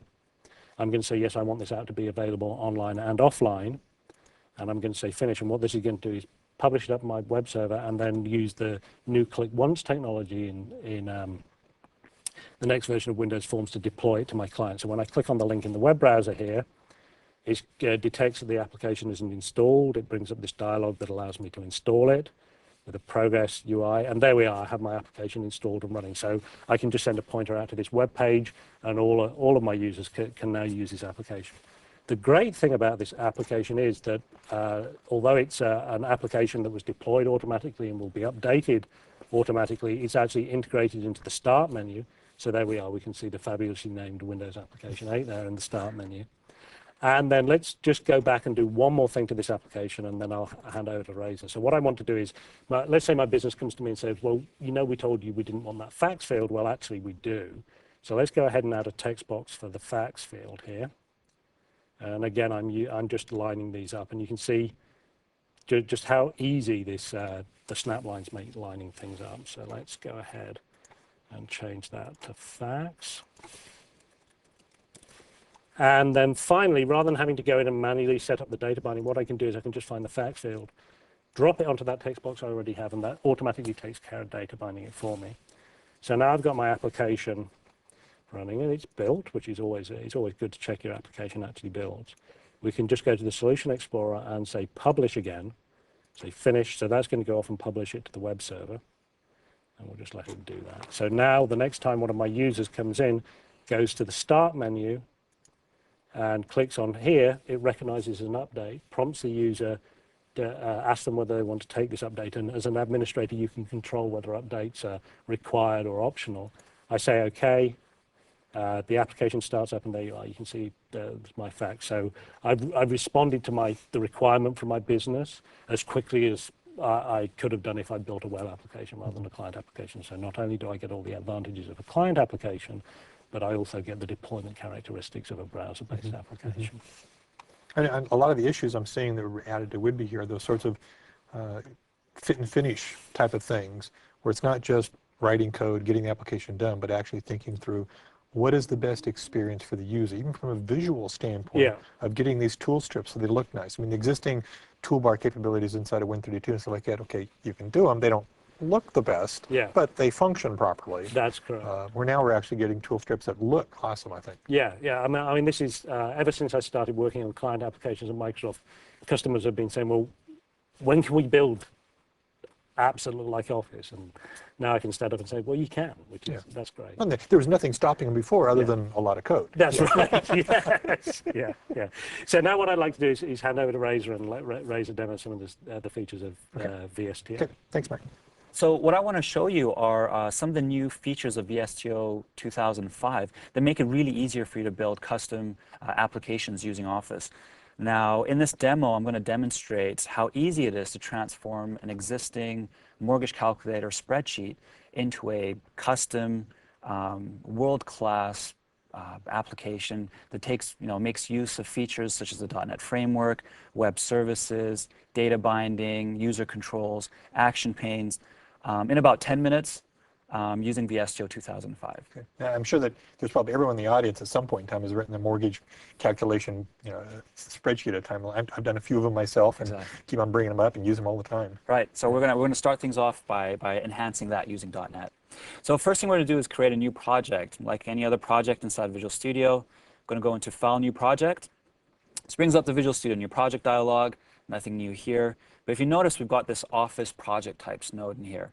And as part of that, we've got 4 project templates to select from, be it for Word or for Excel. I'm going to create an Excel project here. So I'm going to select the Excel application node and give this project a name. Call it Mortgage Calc. And we're going to hit OK. And this brings us to the Visual Studio New Project wizard. Now in this wizard, I can specify whether I want to create my customizations based on a new document or if I want to base it on an existing one. Now for this demo, we've got this mortgage calculator spreadsheet that we've already set up with some formulas and whatnot. So we're going to go and browse to that and pick it up. So I'm going to go to the desktop, pick my mortgage calculator spreadsheet, click Open, and click Finish. Now, once the project comes up, now the new and exciting thing that you're going to notice is that Excel is now hosted as a designer within Visual Studio. Okay, so this provides me with a lot of really cool functionality. It's very similar to now WinForms development, where you can drag and drop from the toolbox to data binding, host manage controls, edit and set properties in the properties window. In addition to that, this is full-blown Excel. So all the design work that I want to do in Excel is available to me as well. So this is fully functional Excel toolbar here. And if I take a look at the menus, I'll notice that the Excel menus are also merged in alongside with the Visual Studio menus. So for those of you that are familiar with COM, we're using doc object hosting to host Excel inside of this development environment. Now, by being in here, we're able to leverage a lot of VS's functionality, rich debugging experience, the tool windows, the toolbox, the data sources window, like I mentioned, the properties window and all that, as well as all of Excel's functionality to actually design this spreadsheet, all inside of one environment. So no longer do we have to manage 2 different environments. It's all integrated into one. I wouldn't be surprised if from now on all developers no longer launched Excel. They're just always running Excel instead of Visual Studio. They're more familiar with it that way. So, yeah. So the first thing we're going to start doing is creating a few named ranges. Now, by creating a named range, I'm going to call this actually loan amount. And the one down here I'm going to call loan month. Now, by creating a named range, we're basically saying that we care about these cells and we want to program against them. So after we create them, VSTO actually goes in there and it recognizes that we've named these cells and it creates first-class .NET objects that we can then use in our programming model. So in essence, we've taken the Excel range object from the Excel object model, and we've actually extended it and aggregated it to make it more .NET. So you can now do data binding with it. You can now handle events off of them. So being in the old world, for example, in the VBA world, you didn't have this functionality available to you. But being inside of Visual Studio and using VSTO, you've got this, and it makes it a lot easier for building these Office applications. What I'm going to do next is I'm going to go into our toolbox, and I'm going to select the date time picker. I'm just going to drag and drop it onto our designer. And this is a managed WinForms control that's now hosted on top of the Excel spreadsheet. Now what I want to do is I want to have some interaction between this managed control and the actual cell up here. So I'm just going to double click on it. Again, very familiar concepts for the developer that's already familiar with doing WinForms development. And I'm just going to actually save some time. I'm just going to drag and drop some code here from our toolbox. All we're doing here is we're using that first-class object that was created for us, that loan month range. We're setting the formula property on that, and we're setting it to the date time picker value.month. Okay, I'm just going to run this just to see what we just did. Now we're building the customization in the background. We're going to be launching Excel, and we're going to be loading that customization inside of Excel. So you'll notice that our date time picker is here, and I can scroll through it. And as I scroll through, I can see that the base month is being changed. Okay, so that was very simple example of how easy it is to get integration or interaction between a managed control and your Excel document. Again, I did this without really having to know much about the Excel object model. I just did standard .NET programming basically to do this. So I'm just going to close this down and do something a little bit more interesting. So I don't want to have our end users that are working with a spreadsheet have to muck about with adding additional data into this. We don't want them to have to fill out the loan amount or to muck about with the interest rate or add information about houses that they've actually looked at. So what we're going to do is we're going to go to a database and we're going to pull all that information in, and we're going to display it here right in the same Excel spreadsheet. So to do that, I'm going to go to the data sources window. I'm going to select the add new data source. This brings up the data source configuration wizard. Again, it's very similar to WinForms development. It's the same data sources window that you saw in Mark's demo.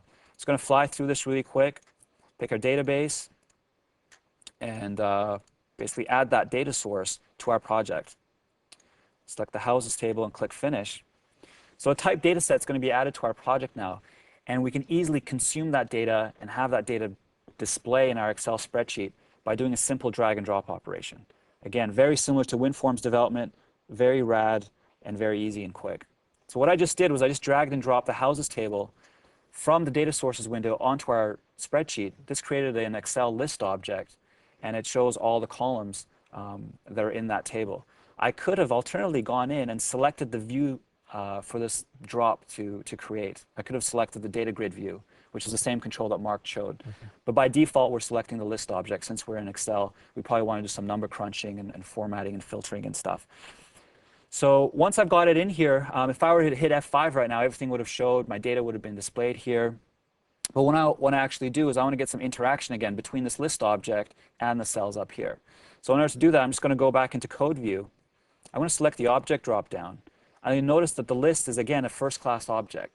Even though this is like a native Excel object, VSTO is going in, again, it's discovering that we have this object and it's creating this .NET thing that I could now use. So I'm going to select that. I'm going to go into the event dropdown.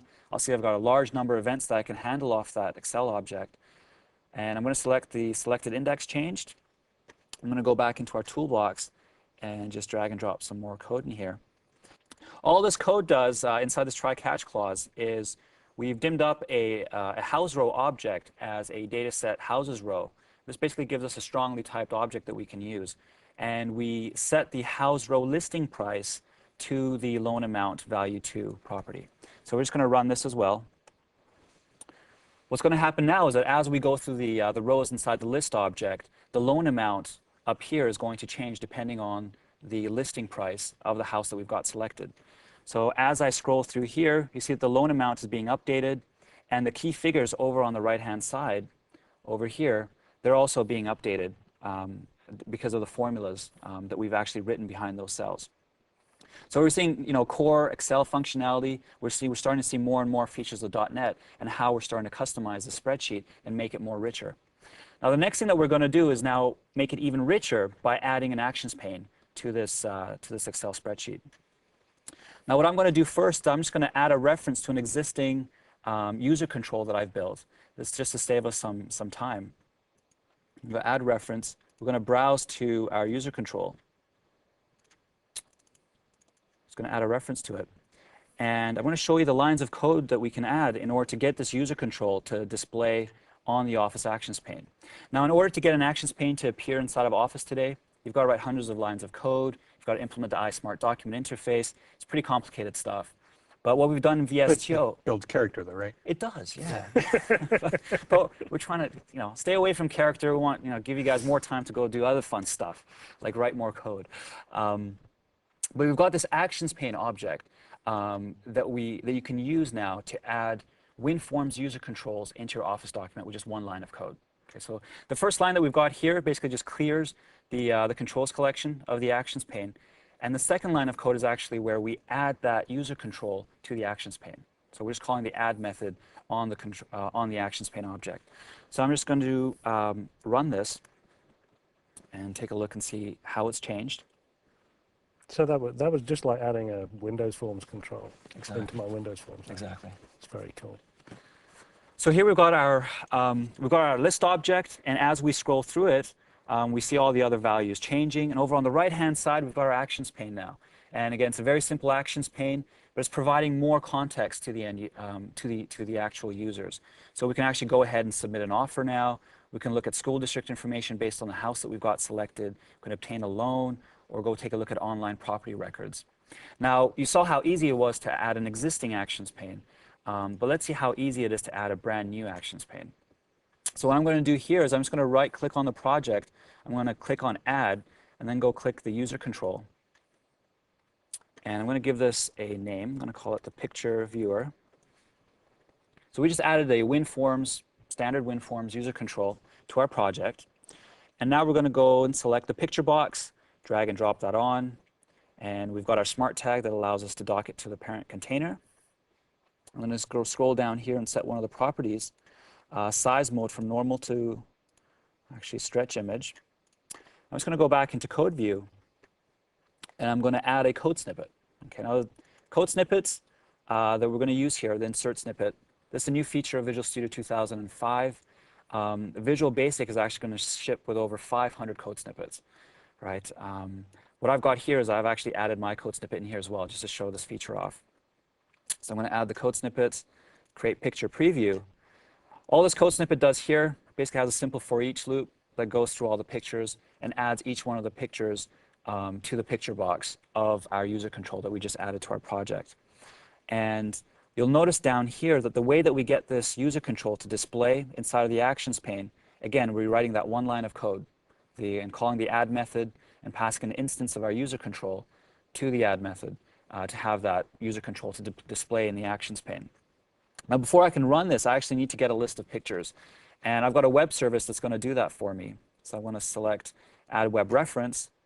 And this is a standard Add Web Reference dialog of Visual Studio. I'm going to select it, click the reference. And there's a Find House Pictures method that I'm going to call off this web service. So once the reference is added, I can see the section that I need to fill out in my code snippets highlighted in yellow, so it makes it very easy for me to find out which sections I need to change. I'm going to use my web services, service.findHousePictures, and we're going to pass in the house ID of the house that we need to grab the pictures for. And I'm pretty much done. I'm going to build it one last time. Again, Excel is launched. Going to select one of the rows here. And we'll notice that, again, as I select rows, I've got the loan amount being populated, the key figures are automatically being calculated, and over on the right-hand side, we've got our actions pane that's hosting WinForms user controls, and in the top, we had the existing user control, and down below, we see that the picture viewer user control is displaying pictures of our houses. So as I scroll and take a look at a different house, we'll automatically see, again, we're going out to the web service, we're grabbing more data, we're grabbing the pictures, and again, we're showing them over here on the actions pane. So in about 10 minutes, I was able to show you a lot of the features and how we took a pretty vanilla mortgage calculator application, and we customized it using features of the .NET framework. We called web services, we did some data binding, and we're using user controls, and we've created a custom actions pane that's being hosted inside of Excel. Mm-hmm. Now, I could even, while you're doing this, it's kind of imagining a real-life scenario using this, where you, the user, rather than keeping your own database, keeping track of all the houses you went to and stuff like that, the real estate agent you're working with, their particular office could take and maybe manage that because you're a customer of theirs, and you would make a call to their web service, which would return you back all the names of the houses and the details about that. And then to get the pictures of it, they would then give you a ticket you could go to the multiple listing service with to get access to that information. That's allowing two different web services by two different organizations being merged together in this one application. Exactly. Yeah. So I mean, this looks kind of exciting because we're seeing how we're taking this notion of smart client applications and putting kind of I suppose a Microsoft spin on it and trying to provide the tools and the utilities to allow the end users to get the applications they need by allowing the developers more easier access to developing great applications.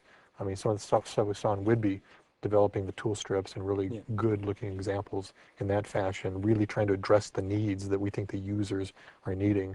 And then with Visual Studio's tools for Office, allowing the applications users are already used to doing. I mean, I could take and see things there, and if I decided I wanted to do a chart, the application developer didn't have to think about adding any chart code. I'm a user, I know Excel, I know how to use that stuff. I could just drag and select those numbers on it and create a chart based upon that using Excel. Yeah.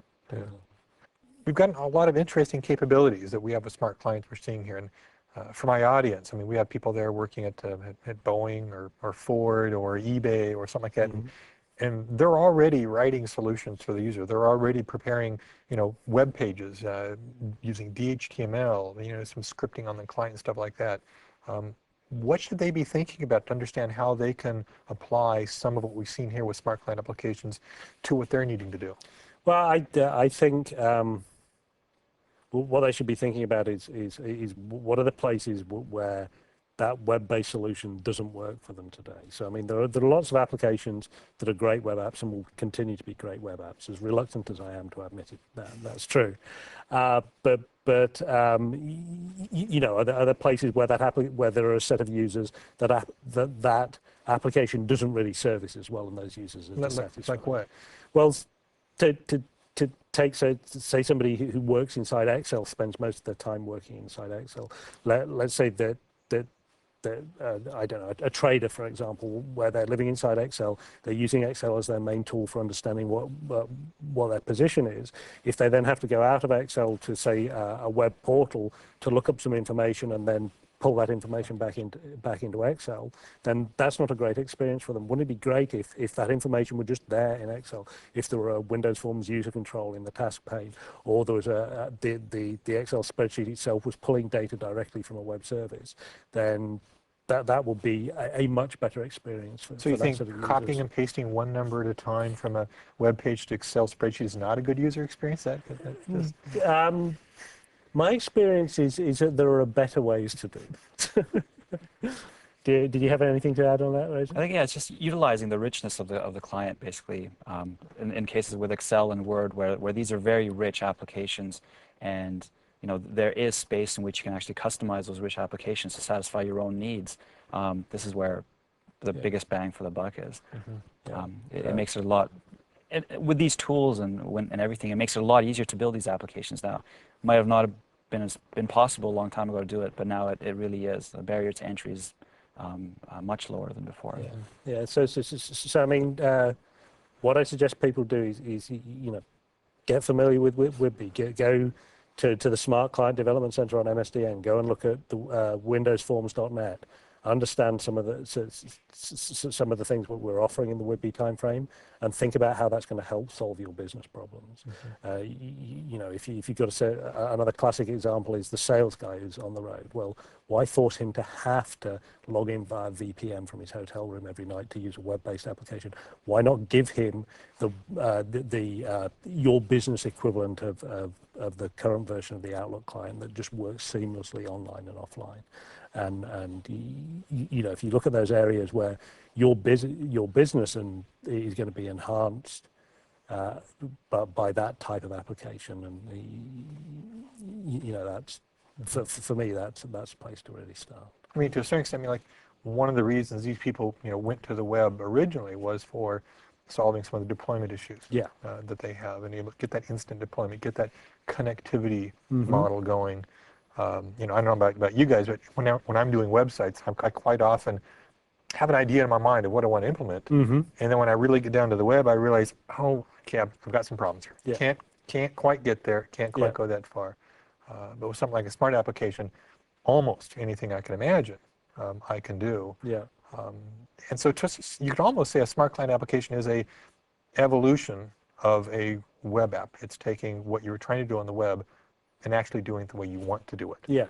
I mean, I think that's one of the other key things I'd say to people who are developing web apps today is to understand that we really have got to the point with Click Once where deployment is no longer a reason for building a web app. If you know, you should be thinking about what the user, the scenario you're trying to solve for your users. Are this set of users going to be better served by having a client application or by having an Excel application? And with Click Once, deployment isn't something that's a barrier to entry for client applications anymore. Okay. Well, I think we're about out of time. Do you have any final words you want to take and leave our audience with about thinking about developing smart applications, whether it's with Windows Forms or VSTO? Give it a try. Totally.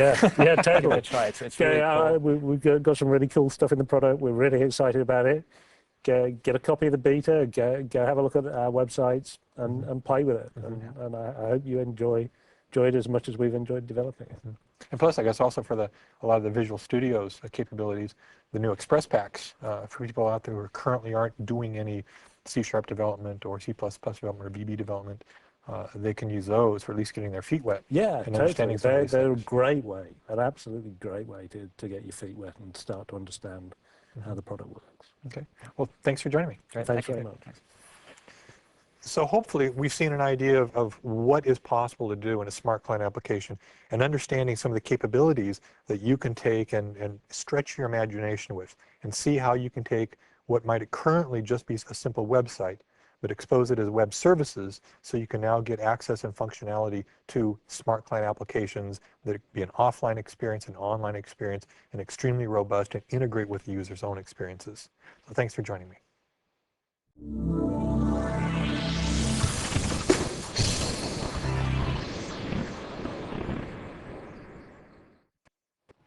Hello, with me today is Bill Hill. He is Director of the Advanced Reading Technology Group at Microsoft. Bill, welcome. Definitely. So why don't you start by telling us the charter of your team, what your team is about, and what you do? Well, our team's mission is to research and develop innovative technologies that improve reading on the screen for Microsoft customers worldwide. So there are three teams in that group. There's one team which was doing work on e-periodicals, magazines and newspapers that you read on a screen. There's another group that's working on annotations, the kind of things we do all the time with paper. You know, you read something, you want to cut it out, you want to pass it to a friend, you want to write on it, and so on. And the third group is clear type and readability research. So I'm one of the original inventors of the clear type technology. I think Bert Keeley and I invented that in 1998. It shipped first in the Microsoft Reader for electronic books, but it's now part of Office 2003. It's been shipping since Windows XP shipped. And we've evolved and developed that technology a lot. And we're also working on new fonts, new typefaces to take maximum advantage of it. So those are the three groups. Okay. Can you explain a little bit more about what exactly ClearType is? Well, the biggest problem in reading from the screen today is that the resolution of the screen is way below the resolution of paper. You know, 20 years ago, my laser printer had 300 dots per inch. Today, if I buy a printer, it'd be 600, 800, even 1200 dots per inch. 20 years ago, my screen had a resolution of 72 dots per inch. And if I'm not really lucky, today it's still 72 dots per inch. It's more likely to be 96 or 100, but it hasn't increased enough. And it's way below the resolution that you normally want for reading. So that's a big problem. However, Bert Keeley and I, in doing research for the Electronic Books project at Microsoft, Bert knows more about liquid crystal display screens than anybody else I know. And he and I started to talk one afternoon, and you could feel the sparks flying. Within about 2 hours, we had this idea. We thought, you know, in an LCD display, the kind of display that you see in laptops or flat panel displays, we've always treated the pixel as a single unit. But in fact, of course, it has three elements to it. So there are three sub-pixel elements, red, green, and blue.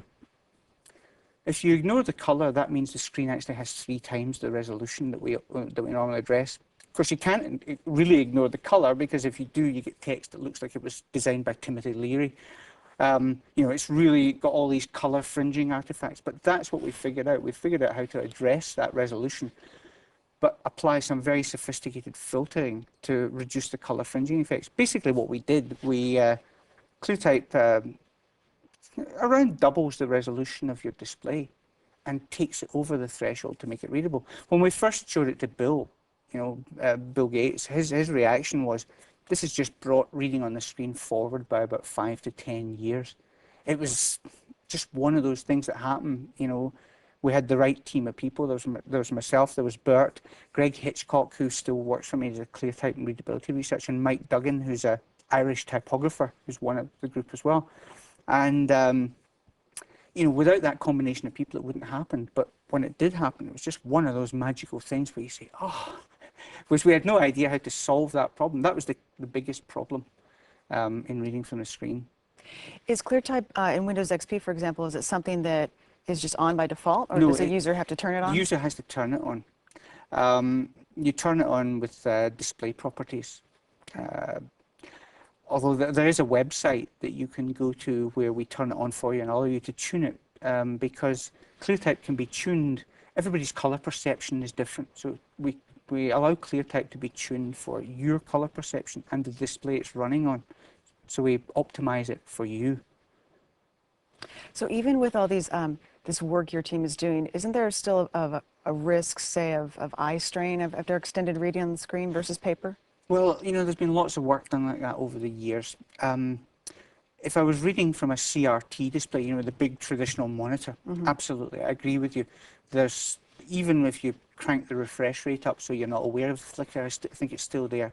And there's a lot of energy that comes out from a CRT screen because it's a phosphor dot. You have to hit it with an electron about once 85 times a second or thereabouts. There's a lot of energy coming out from that screen.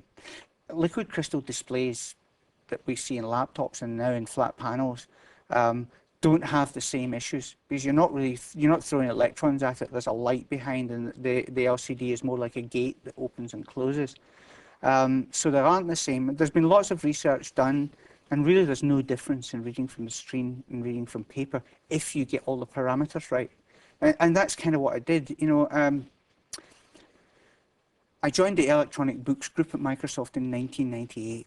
You know, why does Microsoft care about electronic books? It's a $0 billion a year market, right? In fact, at the moment, it's probably still a $0 million a year market. But the thing about electronic books is, for people to be comfortable with an electronic book, they have to be able to read it for 2 and 3 hours at a stretch without getting tired, without feeling eye strain or headaches and so on. So the quality bar that you have to overcome is very high. And that's what interested me. If we could do that, it means that every business document, every memo, every website, email, etc., all that becomes readable if you solve the problem of the book. So I went away and did research on that and kind of figured out what goes on when we read print. And it's really fascinating. It was interesting, actually, because it's one of those things. There's always been 2 parts of my life. I've always been interested in nature and animals. And so I'm an animal tracker and amateur naturalist. I spend a lot of time out in the woods. But it turned out that that was the key to figuring out how to make reading on the screen better. How's that? Well, you know, we think we're so civilized, right? We're sitting here in this studio. We've got cameras, we've got computers, we've got airplanes, freeways, cars, the whole deal. We've only been doing that for about 13,000 years.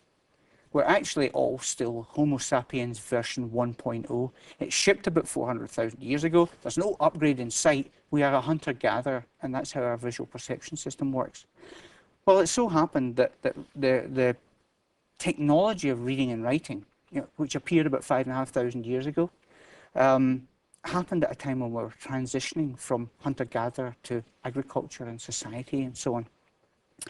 And reading, I mean, a writing system.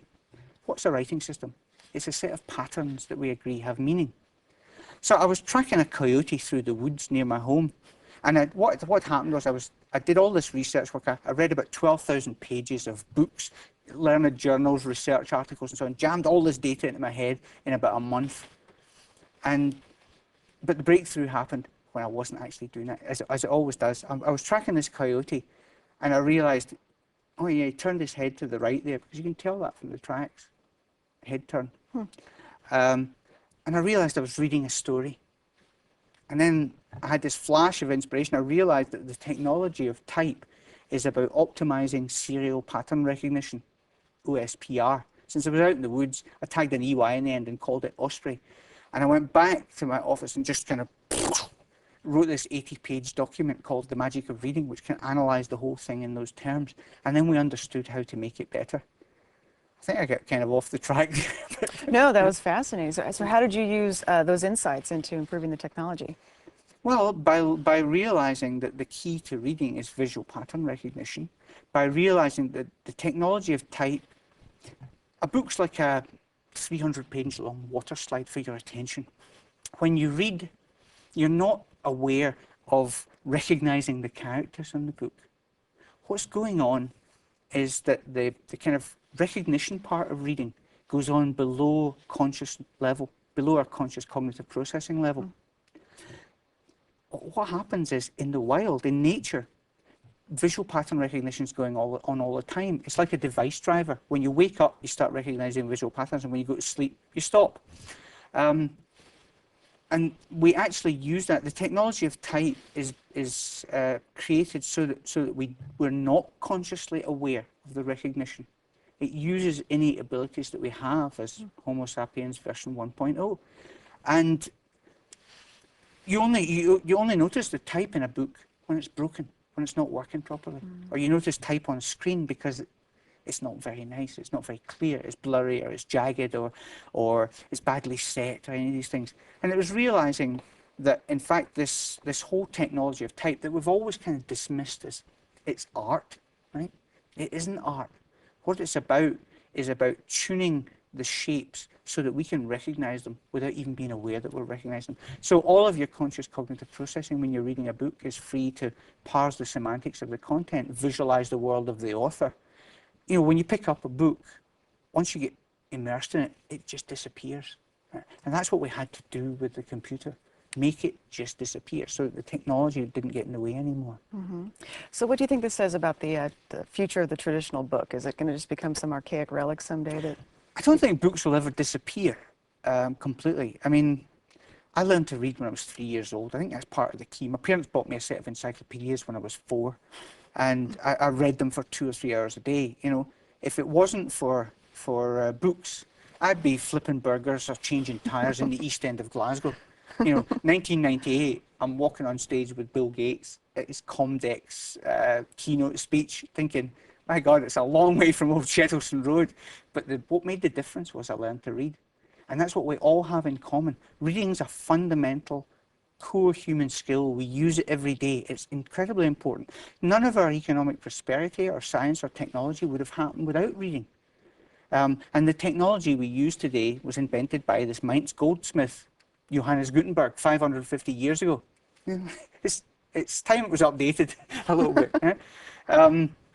So it's really important. So I don't think books will ever disappear.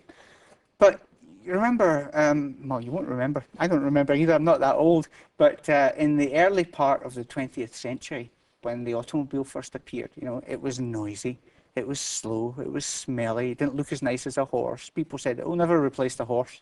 But within 15 years, the automobile had become the primary means of transport. The horse was a leisure animal, you know. Books may go in that direction.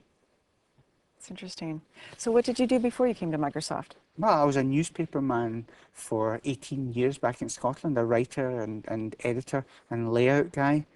And then started to get interested in computers in the early 80s because I could see they were going to change the publishing industry forever. And they did, dramatically.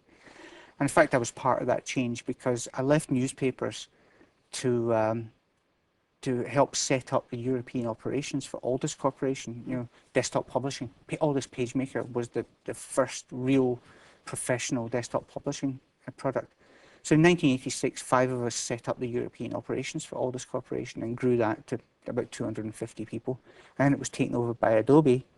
And just at that time, Microsoft approached me right out of the blue. I went into the office after the weekend. There were 3 voicemail messages on my machine from this guy called Robert Norton, who was a very plummy spoken English guy. He was, at that time, probably Microsoft's oldest employee. He was in his 60s. He's a typographer with tremendous history in type. And the message said, this is Robert Norton at Microsoft Corporation. We have a job we think you should be doing. Can you give us a call, please? So how can you resist that? So I phoned up, I came out for the interview, they offered me the job, and I took it because I believed Microsoft was the one company in the world that's going to lead the transition from reading on paper to reading on the screen. See, I want to change the world, right? If you want to change the world, there's 2 ways to change it. Change Windows and change Office. Because there's several hundred million people using those products every day. If you change those, the world changes. So XP has the ClearType technology in it. Word 2003 now has a new reading layout view, which has ClearType in it. It has, actually, it's all of those Osprey parameters I was talking about earlier on. It's that coded up into Word.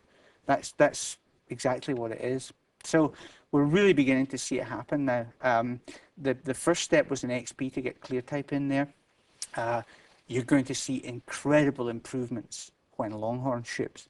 it's going to be fantastic. I've seen some of the text things that they're doing in Longhorn, and you know, I was at a review with Jim Olchin the other day, and he was looking at the tech stuff, and he turned to me and he said, "You must be in hog heaven." I said, "Absolutely, this is fantastic. This is just great. It's all going to come together in Longhorn. It's going to be unbelievable." When do you think people can see sort of a preview of these technologies in Longhorn? Well, I don't know if I can talk about dates. I don't know if anybody's talking very much about dates just now, but when the first beta of Longhorn ships, I know when that's going to be, but I'm not going to say. But when the first beta of public beta of Longhorn ships, people will be able to see this, and I think they'll be astonished. Okay. So what are, besides tracking animals, what are some things you like to do outside of work? Well, I read a lot, and I'm also a musician. I've got a recording studio at home, and I've made a couple of CDs, and I'm mostly a guitar player and songwriter. Guitar? That's what I do.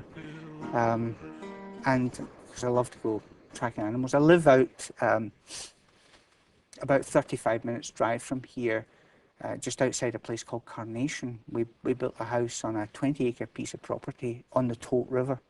And it's an amazing piece of property because it was logged in 1890 and hasn't been touched since.